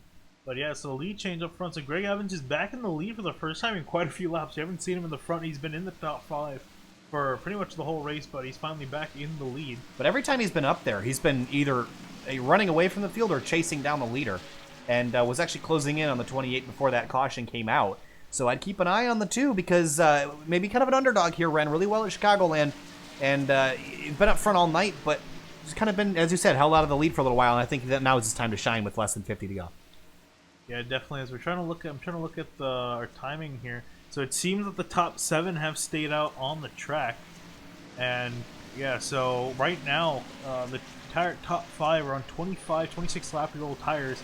6th and 7th, Casey Campbell and William Sheen are currently on 12 lap-year-old tires, and everyone else came in for fresh tires behind them. So interesting tire strategies you're seeing here as guys are on about 12 lap-year-old tire differences here. So some strategy being made here, and I gotta say I wasn't entirely sure about Johnson, but quite a few people did pit behind him. So he's gonna have some decent track position and some fresh tires to work with. So. It's just a matter of getting through all 7 guys ahead of them. And if you look at all these race cars here, I think Rhett McBride's car, a little bit of right front damage to that machine. The first car without damage really looks like to be it's that 28 of Timothy Johnson. He's been so clean here tonight, really impressive. I think he's one of the very few cars out here that doesn't have damage. And it's a pretty impressive feat here for Bristol, 200 laps. Yeah, I mean, it helps too. It doesn't mess up anything with the car, handling-wise, power-wise. So you got a pretty fresh race car to work with and fresh tires. So it's pretty much a good thing to work with here, and especially in the closing laps. We just tick over with 50 laps left, less than 50 laps to go. We'll have 49 on the restart. Greg Evans in that 2 is going to have control from the outside lane. Tim Silliman now is going to be on the bottom, and again, a little bit older tires for this group, and the 28 is about 4 rows back with the first fresh tires. And so we'll keep an eye on that progression, but the pace car is going to pull off, and I expect Evans to shoot out of a cannon and take Rhett McBride with him. Yeah, He's going to wait, and there he goes. Green flag's back in the air, and we see McBride to get a fantastic start over Silman. He's going to completely take second place, and Silman got a poor restart there. Well, look at this gaggle. There's the 26 of Liam Sheen that's in the middle of all this, and he's going backwards quickly, getting swallowed alive by the rest of the field. Yeah, definitely watch out for the 72 as well as the 28 with fresh tires now. He's on par with the 28, and he's going to pretty much work through the rest of the guys that didn't come in for that pit stop. So this is a great strategy for him. As you see, 28 already moving through the field. He's already up to 5th position now, battling the 27 of Justin. Oh, off the wall. There goes. Oh, Rodden. Is he going to be able to hold on to that? He does. That was pretty impressive, but significant right side damage. That car cannot be driving straight anymore. Yeah, definitely he's going to have to try to find his rhythm back and get back up to speed quickly as he's losing positions. But meanwhile, we got all these guys stacking up in the front as McBride is catching Evans, Silva behind him, and even Dwayne Culberson here. It's a 4-horse race for first at the moment. And right behind this 4-car race is Timothy Johnston, and he is closing and quicker than the group in front of him. Yeah, but he's got 4 really quick race cars to pass, and it's not going to be an easy order. It's the guys he's been battling all night, and he knows that they're going to fight tooth and nail, especially if they're coming to the closing laps of this race. Look at Silliman all over the back of Rhett McBride. I think Silliman's quicker, but it's so hard to pass if you can't get the outside lane. Look at Johnson now on the bottom, and I think the tires give him options here. Everyone else is kind of stuck in that outside lane, but Johnson isn't stuck there because he's got the grip from those fresh Goodyears. Yeah, but I'm sure these guys are going to keep him on that bottom lane and make him work his tires a lot more than the other guys have to, and kind of lessen his advantage here. So that's really all these guys up front have to work with to keep Johnston from getting up any further. If this race goes green, it's solidly in the hands of Johnson in the 28, but if we start getting some yellows and start getting the heat cycles on those tires, it's not going to work out so great. I see a nice orange car that's found his way back to his home in the front of the field. That 72 is on a hurry. He's got all the way back up with Johnson, and now he's a giant threat as he's also got some fresh tires. Oh, he's look out! Staying on the outside. Culberson gets a little bit loose. He's going to fall some position. How about Jack Ritchie breaking the top 5 for the first time in nearly 100 laps? And Johnson clears Silliman for 3rd, and he'll set his sights on Rhett McBride now on that 8 car. Yeah, and here comes Jack Ritchie also in the back bumper. He's going to try to have to make some quick work. He doesn't want to let Johnson get too far out ahead, otherwise he won't be able to catch it. Yeah, so Ritchie and Johnson have put themselves in a great position if this race goes green. Maybe not a bad gamble to make with now that the field's starting to thin out a little bit.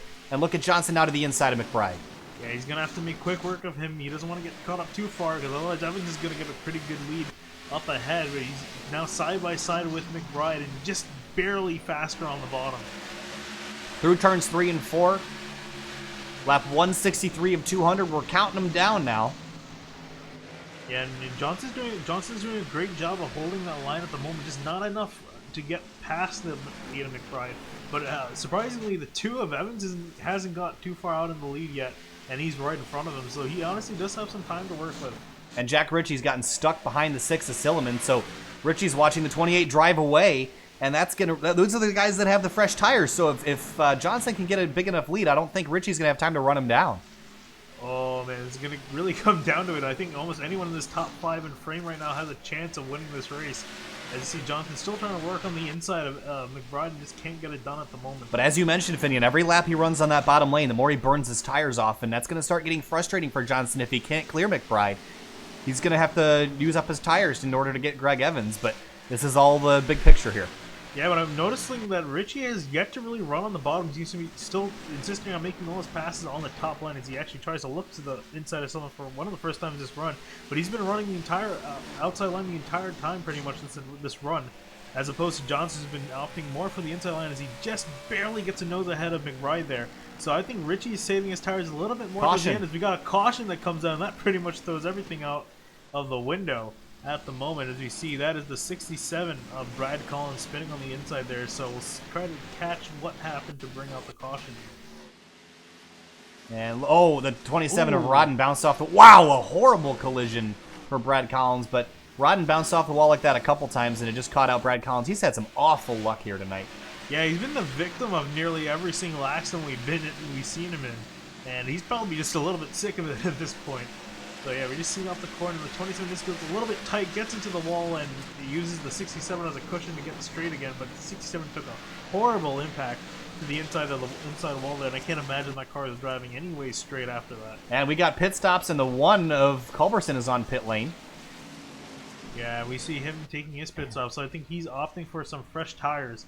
So we'll see where he got spat out in the midst of this, but that was an interesting call by him. I guess he figured, you know, the tires are worth it after seeing both Richie and the 28 of Johnston charge up to the field. Well, here's my look. My restart analysis here is Johnston's going to be on the inside, which he's got a little bit fresher tires than Evans, but Evans is going to have the jump. What I'm looking at is that 72 of Richie is going to be on the outside lane behind Evans, and that's going to put Richie in a much better spot for the restart. I mean, honest, but we have seen Evans pick the inside at times, so it's pretty much his decision now of where does he want. He obviously wouldn't really want Johnson on the outside, but that would hold up also Richie as well on the outside if he can start on the inside and get a better jump. So it's kind of a mental chess game that he's playing at the moment. So it's really going to come down to the wire as to which lane he picks. So it's kind of just picking your poison at this point. So Culberson will leave the pits in 12th, and that's going to be a lot of ground to make up. But look at Tim Silliman also in the 6 car, also making a pit stop here. Maybe a good decision for Silliman. Yeah, and he actually was able to. He's able to stay ahead of Culberson, so he's going to be starting in 10th with fresh tires on. And these guys still have about 30 laps to go, which is about a little bit, which is actually longer than that last run we had, which is about 20 laps. So if this stays green and those tires come into effect, we should expect that 6 and the 1 to charge up through the field towards the end. I keep a special eye on Silliman because he'll have the outside lane for the restart, and we've seen Silliman have some incredible pace, and actually more than Culberson. So I think the car to watch on the restart is definitely Silliman, and also we got to keep an eye on the 72 of Richie and the 28 of Johnston. But I think no matter what happens, I gotta say, fantastic job by Jack Ritchie. He was down in 25th, 26th almost at one point after that wreck, and he found his way all the way back up to 4th place and is now challenging for the win. So solid job strategy-wise and just on raw pace by that 72 car. And there's the 1 to green, so we're going to restart now with it looks like about 28 laps to go will be the restart. And I say the aggression level ticks up another notch, and I wouldn't be surprised to see more yellows here. So I could see drivers being ultra aggressive to try to get as much track position as they can. Yeah, I think any friends or anything you have with anybody is out the window now. You're all racing for position. You're all racing for the win. So these guys are pretty much going to be fighting tooth and nail from this point on forward if they haven't already. So as we come to the restart here, it's going to be a matter of how good of a restart. And Evans is on the bottom, notably. So the 28 of Johnson just got a gift from Greg Evans as the green flag flies again. Yeah, but Evans gets a great start, and McBride also got a great start as well, so he's going to be battling Johnson into turn 1 side by side, but Johnson has fresher tires and a run out of the corner, and he's going to take 2nd place. And I almost have to question that a little bit on Greg Evans' part, as the 28 of Johnson might get to his outside here, cuts him off and shuts the door. But if I were Evans, I would have taken that outside lane and maybe held up the 28 of Johnson. Yeah, but I think Johnson either way would have gotten 2nd place and found himself in that position. I think he's more also worried about the 72 behind it. How about Tim Silliman working his way up through the field, charging hard? Already up 3 spots from the restart and looking to take a 4th. Yeah, he's looking on the inside of Norman Pelletier. Pelletier gets really... Ooh, he doors Silliman, and Silliman's going to lose some position to Travis McQuiston. Sorry, someone almost made that error again. And he's going to be fighting again for the position. Lost some of that run. But here comes Johnston and Evans fighting for the lead up front. Johnston's going to look to his inside. He has the tire advantage, but Evans has that outside line to work with now. And I think Johnston really worked his tires a lot that last run, so he's not going to have as much of an advantage as we saw earlier. And Evans has had more raw pace throughout most of the race, so I think it's going to be interesting to watch this battle. But Tim Silliman has not gotten around Norman Pelletier and is stalled out in 7th, and the laps begin to tick down. Yeah, you got to move now. I mean, we're showing about 6 minutes left in this race, so every second counts at this point.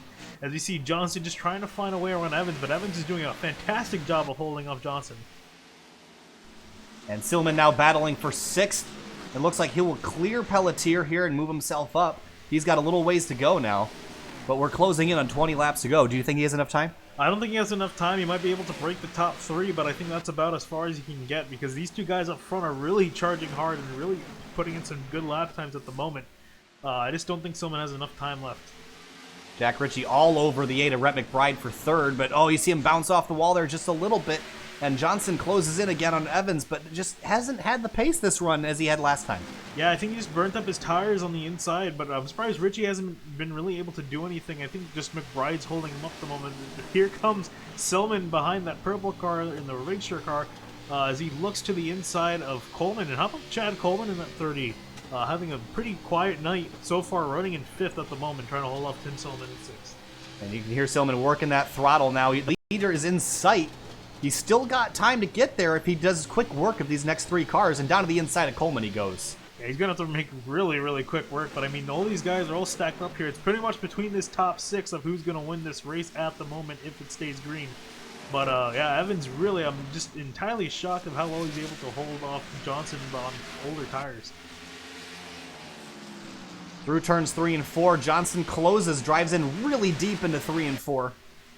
Yeah, again, just not able to go. He's really going to have to just either use the bumper. Oh, into the wall. Oh, yeah, with some hard contact into the wall. But he's going to really have to just use the bumper or just dive to the inside. It's going to be either or. And caution. It's coming down to the wire as the caution comes out. That's the 05 of Ethan Kurtz into the wall. There's Brad Collins there, and I was just about to say that would have been an interesting discussion to have there. I don't know why your Discord just restarted on me, but interesting. Let's go take a look and see what happened to the 05.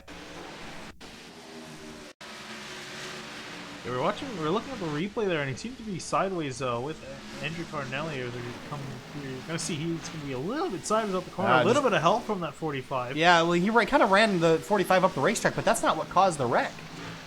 Oh, it was the 23 to turn the 05 around. That also didn't really look totally accidental. I think it really was a little bit accidental because of just.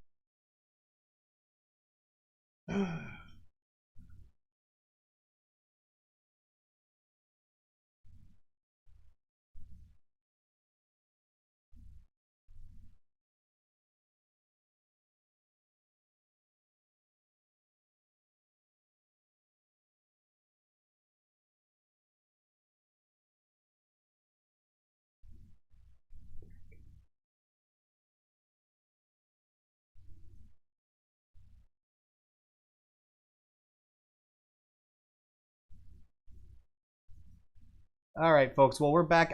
We don't know what happened. Discord did a little restart thing, and then it just borked my monitors. So we're back here trying to get back in before the end of the race here. No idea what would have caused that. But I just saw Discord relaunch, and then my displays went dark, so I have no idea what triggered that. We had pretty much a complete system crash, it seems. The computer. I still had audio, though, so it wasn't... Yeah, I don't know what it was. It wasn't iRacing either, because then the audio would have gone, but... Just waiting to get back into the race here. Yeah, hopefully we can catch what little is left of the race. Just waiting for it to complete loading here. There we go. All right, so it looks like we're back. And I just need to restart my audio, and we should be good.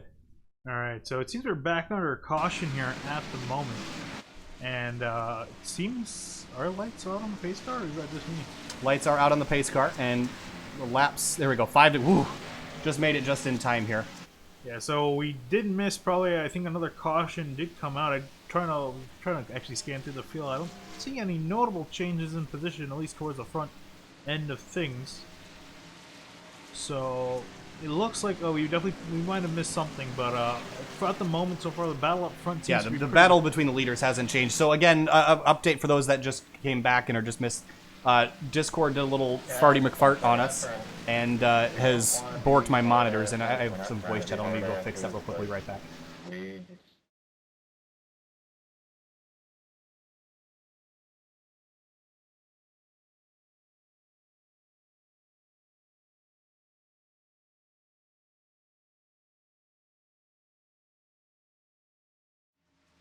All right, so now we're back again.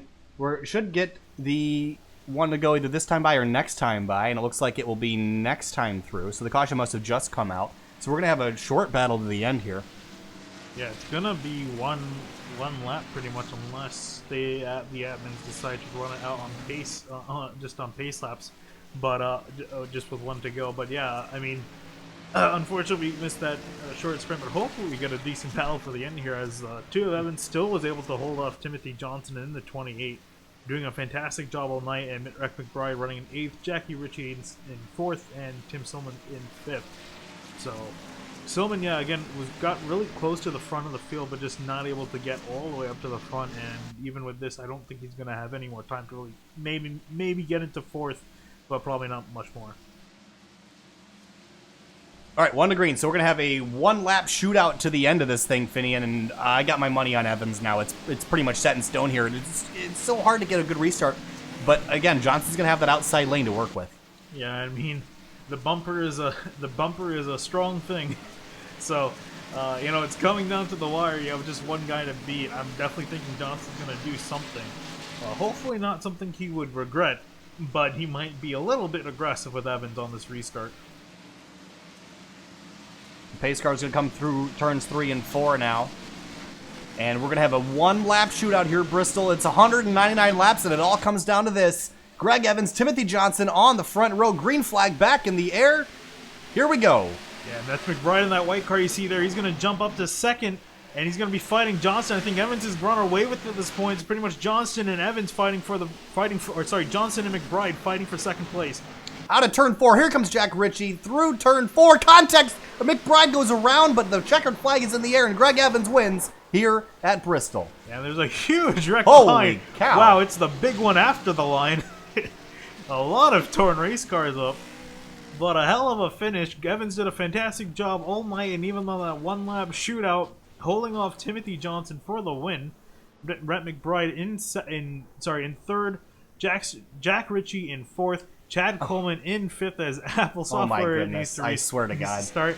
Tim Silman in 6th, Dwayne Culberson 7th, Andrew Cardinale in 8th, had a great run up towards the front. Tanner Coster in the 97 finishing 9th. Where did he come from? And the 99 Philip Clark rounding out the top 10. Here's another replay of that final corner incident there with Jack Ritchie. Got his nose up in the outside groove, and just, you can't give it away there in the last corner. Yeah, I mean, you know, pretty much to that point, you're just going all send there, pushing the hell out of Johnston there, and yeah, just caught up with the 8. It all happened after the lines. I mean, it's pretty much all bets are off there, but yeah, everyone gets involved in that last caution, and a lot of torn race cars.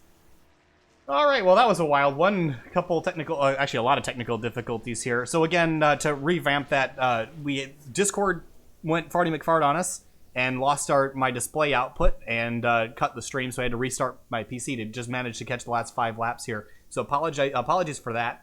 Some things are out of your control. That's one of them.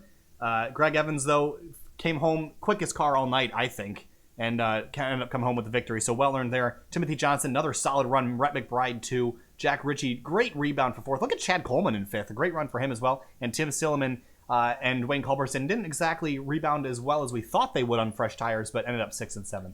Yeah, I think it was just the fact that those late cautions came out. And I mean, the strategy they had in mind was pretty much running out those last 30 laps under green conditions. So that unfortunately didn't play out for them. They're going to have to settle for 6th and 7th, respectively. There is your race results here on your screen. The top 5, Evans, Johnson, McBride, Ritchie, and Coleman. But again, 200 laps at Bristol, wrapped up here all in a 1-lap shootout. Again, a high caution count tonight. There was a couple of yellows that probably didn't have to happen. And I think the 05 has been called to the fuel hauler. So that'll be interesting to see what happens out of that. Tim Silman, Dwayne Culberson, Andrew Cardinale, solid 8th place finish. Tanner Coster comes in 9th. And Philip Clark, solid 10th place finish for the 99. Yeah, definitely some guys just snuck their way into the top 10 there at the end. So great run, especially by Cardinale, who was just looking in the inside there, finished in 8th. So solid day for him. Actually, sorry, I just want to note Norman Pelletier got into an incident. I think the one we might have missed. Oh. He's all the way back in 21st. So, what a shame. Had such a great run rolling for Norman Pelletier, but we'll end up coming home, as you said, there in 21st. Brad Collins, a disappointing 23rd after going off the bumper of the 05 earlier in the race. Gabriel Perry, 24th after such a strong start to the evening. Yeah, unfortunate for those guys. But yeah, definitely an interesting race to watch. A lot of good racing on the track. All right, so we got about a little more screens here to run through your race results. We'll jump to break momentarily, go grab a couple interviewers, and we will sign off for the night. Look at David Leclerc, another unfortunate night. Did not have a good week at Chicagoland, not a good night here at Bristol. Brady Briggs, of course, involved in an accident, none of his doing. Mike Kelly, disappointing 34th for him. And, of course, Thomas George wrapped up in that early incident. All right, we're going to jump to break. We'll be right back with a couple interviews.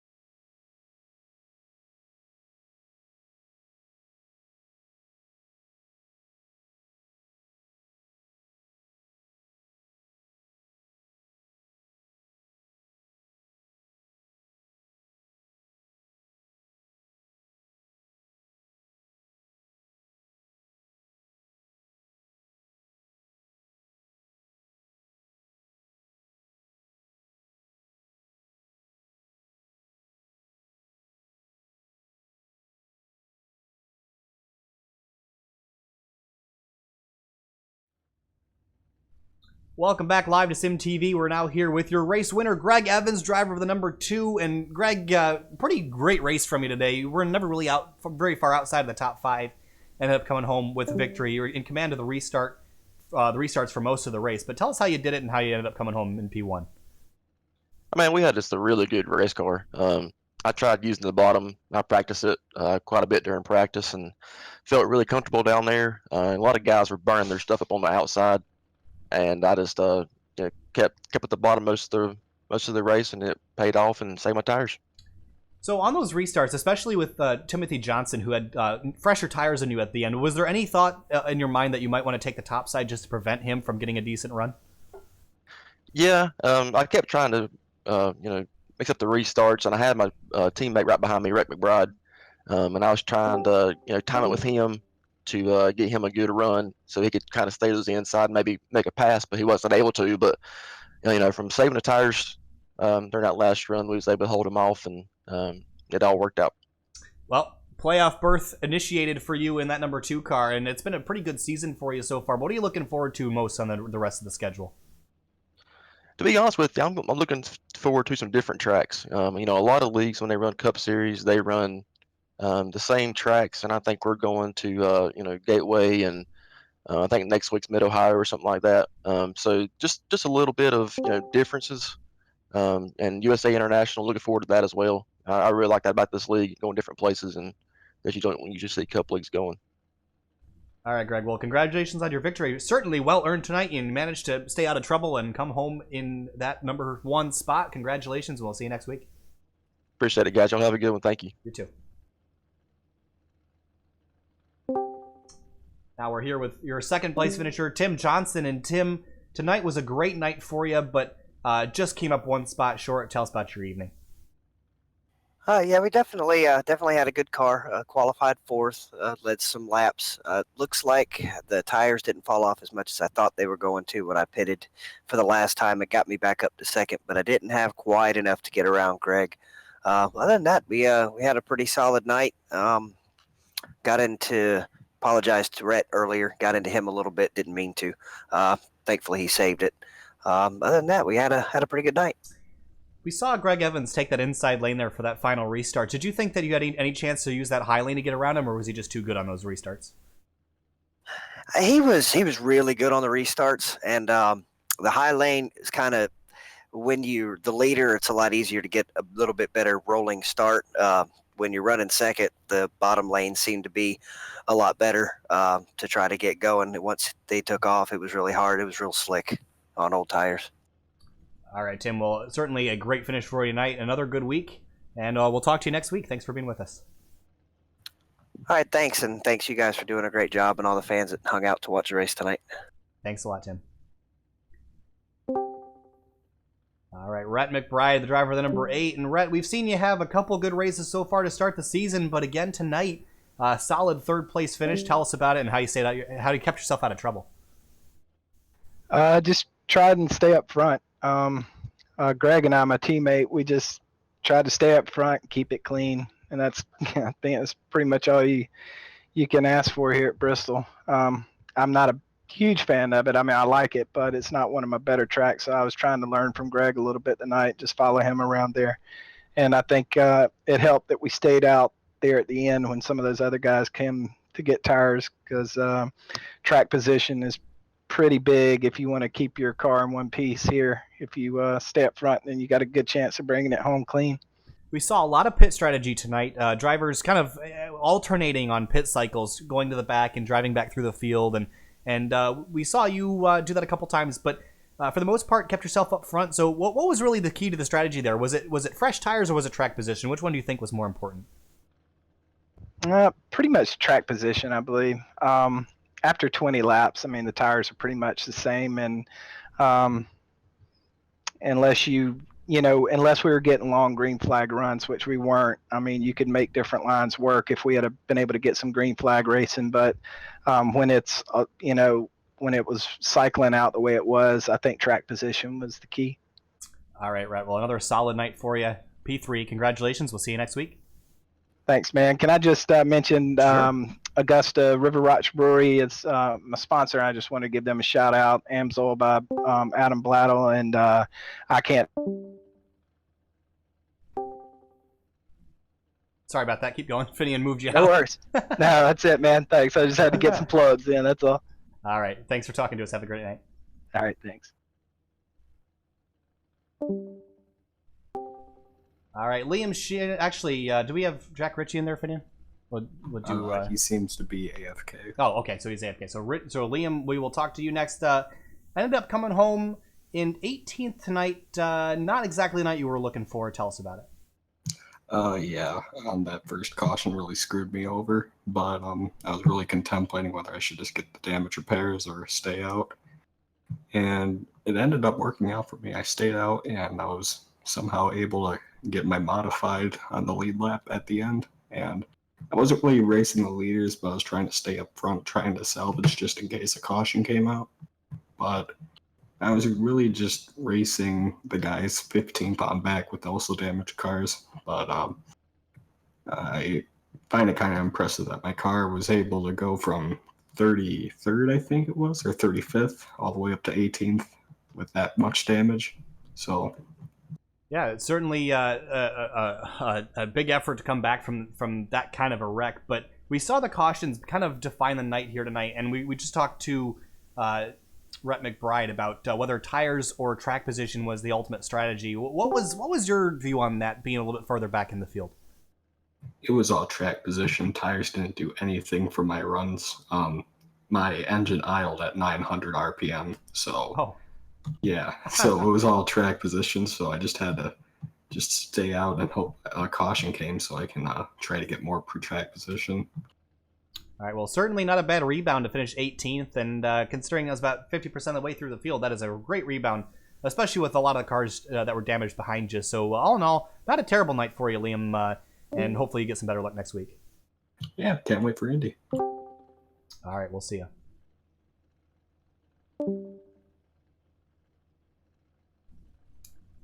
All right, so it looks like Jack Ritchie is unavailable for comment here at the end of this race, unfortunately. So we will close off the broadcast here. Thanks for sticking with us, and again, those technical issues that define that end of the race, that's never fun. I got to just figure out what's wrong with Discord. It's been acting up lately and frustrating me. So we'll be back next week. We got Road America next week? Yeah, we're going to a road course next week, so that should be a lot of fun. I'm just loving the way the schedule is panning out. Went to a super speedway, a speedway, a short track, and now a road course. So definitely a great first 4 rounds to start off. So we'll see a lot of the road ringers shine tomorrow, next week. Yeah, we've definitely been jumping around a lot in the tracks, the track type. We went from super speedway to short track, now to road course, and a long road course, that 4-mile road course.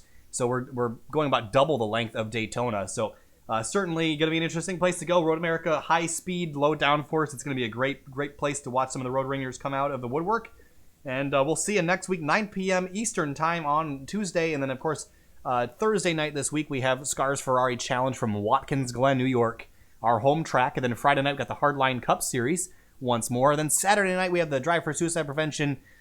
We have qualifying night from Daytona, so that'll be fun to watch. And then, of course, Monday night, we have their Drive for Suicide Prevention 250 charity race. That'll be live on SimTV and on iRacing Live. So stick with us for that. Thanks for watching. We'll be here with you next week.